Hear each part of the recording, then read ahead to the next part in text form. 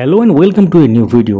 Primary 16,500 প্যানেলে 3,929 পদে নিয়োগের দাবিতে মামলা হয়েছিল আগেই আপনারা জানেন, এবং সেই মামলা মহামান্য সুপ্রিম কোর্ট পর্যন্ত গড়িয়েছিল এবং তারপর সেই মামলা সম্পর্কে যে রিভিউ পিটিশন সেটা কিন্তু দাখিল হয়েছিল। সেই রিভিউ পিটিশন খারিজ হয়ে সেটা আমরা আগেই জানিয়েছিলাম এবং আমরা বলেছিলাম যে যখন এটা অর্ডার কপি পাওয়া যাবে আমরা আবার নতুন ভিডিওর সাথে সেটা শেয়ার করব এবং তার সাথে পিডিএফ ফাইলও কিন্তু আপনারা পাবেন। সেই মোতাবেক কিন্তু এই ভিডিওটি হতে চলেছে এবং এটা কিন্তু সম্পূর্ণ 3,929 সংক্রান্ত ব্যাপার নিয়ে। তো যারা জানেন না 3,929 ব্যাপারটা কি তাদের জন্য একটু বলে নিই। 16,500 যে নিয়োগ, আপনারা জানেন 16,500 নিয়োগ এক্ষেত্রে বলা হলো 16,500 পদ কিন্তু ভর্তি হয়নি বা এক্ষেত্রে অনেক ফাঁকা থেকে যায় সিট, এবং সেটা কিন্তু বিভিন্ন যারা চাকরি পায় তারা কিন্তু বিভিন্ন ডিপিএসসিতে আরটিআই করেন এবং সেই মোতাবেক 3,929 সিটটা একটা পর্ষদও কিন্তু কারণটা মেনে নেয় যে 3,929 এখনও বাকি আছে বা শূন্য পদ আছে ওটা।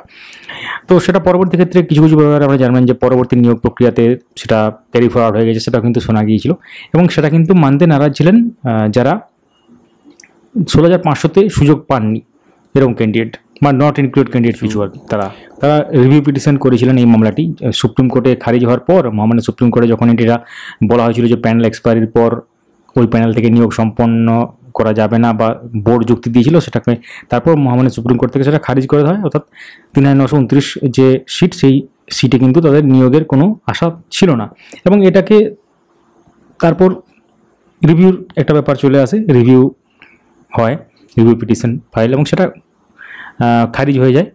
সেই খারিজ হয়ে যাওয়া যে রিভিউ পিটিশন তার যে অর্ডার কপি বা জাজমেন্ট কপি বলতে পারেন, সেই জাজমেন্ট কপি আমাদের হাতে চলে এসেছে। একটু আগে আমরা মহামান্য সুপ্রিম কোর্টের অফিসিয়াল সাইট থেকে ডাউনলোড করলাম। এখানে দেখতে পাচ্ছেন in the supreme court of India পরিষ্কার লেখা আছে রিভিউ পিটিশন, ডায়েরি নাম্বার হচ্ছে 294446/2024। আপনাদের অবগতির জন্য জানাই এই পিডিএফ ফাইলটি আমাদের টেলিগ্রাম চ্যানেলে অলরেডি দিয়ে দেওয়া হয়েছে, তার সাথে ফেসবুক পেজেও দিয়ে দেওয়া হয়েছে। যারা আমাদেরকে ফলো করেন তারা আগেই জেনে গেছেন।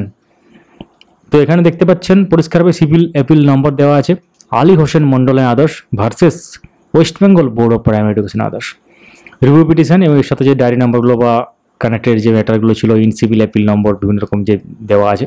অর্ডারটা দেখে নিই আমরা। Permission to file review petition is granted, অর্থাৎ রিভিউ পিটিশন ফাইল করার যে পারমিশন সেটা গ্র্যান্ট করা হয়েছিল।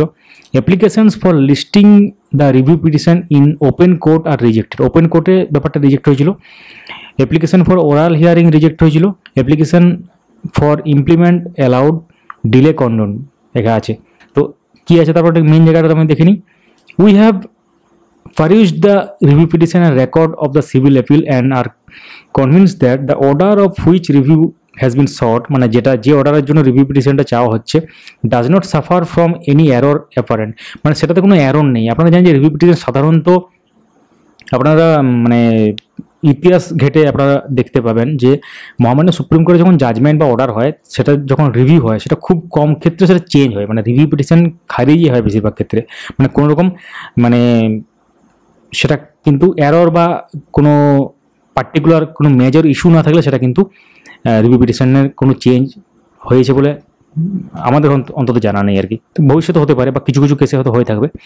তো এই ক্ষেত্রে does not suffer from any error, মানে কোনো এরর নেই সেটাতে, on the face of the record warranting its reconsideration actually আর কি। তো accordingly the review petitions are dismiss, review petition dismiss করে দেওয়া হয়েছে। পেন্ডিং অ্যাপ্লিকেশন যা ছিল সেগুলো স্ট্যান্ড ডিসপোজ অফ, সব ডিসপোজ করে দেওয়া হয়েছে। Honourable justice M Sundresh, honourable justice Prashant Kumar মিশ্রের বেঞ্চে ছিল। এটা মে 14, 2025 কিন্তু হিয়ারিং হয়েছিল এবং এর সাথে আর একটা ফাইল এখানে অ্যাড আছে যেখানে গুরুত্বপূর্ণ ব্যাপার লেখা আছে বা এটা অর্ডারটা লেখা আছে আর কি। Upon hearing upon perusing papers the court made the following order, বিভিন্ন রকম যে পেপার দেওয়া হয়েছিল বা জমা দেওয়া হয়েছিল সেটার ভিত্তিতে কোর্ট কিন্তু এক্ষেত্রে কী অর্ডার দিয়েছে, permission to file review petition granted, এবং সেই ব্যাপারটা লেখা আছে যেটা আমরা একটু আগে বললাম এবং সেটা কিন্তু পরিষ্কারভাবে এখানে উল্লেখ করা আছে এটা আর একটা পাতাতে। তো এই হচ্ছে ব্যাপার, অর্থাৎ রিভিউ পিটিশন যে 3,929 পদের নিয়োগের এই মুহূর্তে কোনো রকম রাস্তা আর থাকলো না, অর্থাৎ এক্ষেত্রে যেটা পিটিশনাররা চেয়েছিলেন সেটা কিন্তু খারিজ হয়ে গেল। তো এই সংক্রান্ত বা প্রাইমারি আপার প্রাইমারি এসএসসি বা আদার্স যে এডুকেশনাল নিউজ সেগুলো আমরা এই চ্যানেলে ডেলি বেসিসে শেয়ার করি, এক বা একাধিক ভিডিও আকারে। সঙ্গে থাকুন, দেখতে থাকুন।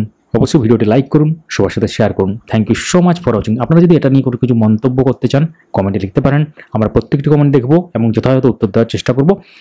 এবং তাছাড়া অন্য কোনো প্রশ্ন থাকলে সেটাও কিন্তু কমেন্টে লিখতে পারেন। Thank you so much for watching.